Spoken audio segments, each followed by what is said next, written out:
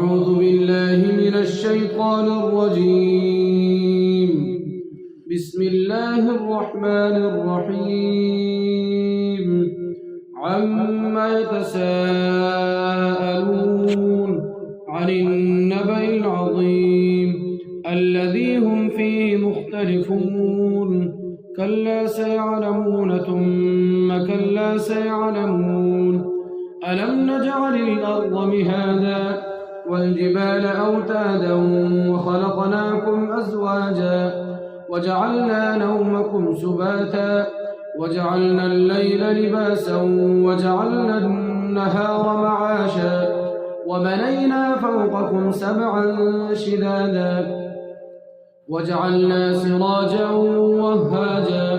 وأنزلنا من المعصرات ماء ثجاجا لنخرج به حبا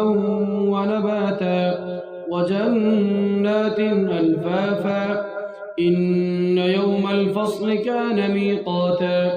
يوم ينفخ في الصور فتأتون أفواجا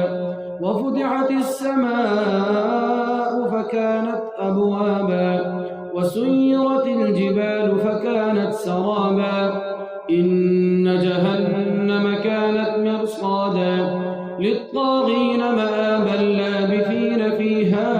أحقابا لا يذوقون فيها بردا ولا شرابا إلا حميما وغساقا جزاء وفاقا إنهم كانوا لا يرجون حسابا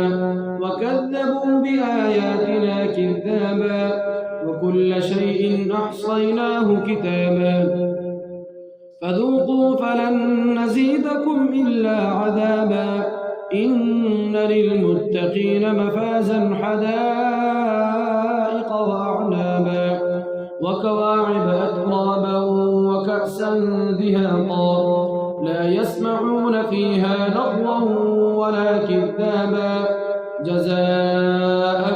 من ربك عطاء حسابا رب السماوات والأرض وما بينهما الرحمن لا يملكون منه خطابا يوم يقوم الروح والملائكة صفا لا يتكلمون إلا من أذن له الرحمن وقال صوابا ذلك اليوم الحق فمن شاء اتخذ إلى ربه مآبا إنا أنذرناكم عذابا قريبا يوم ينظر المرء ما قدمت يداه ويقول الكافر يا ليت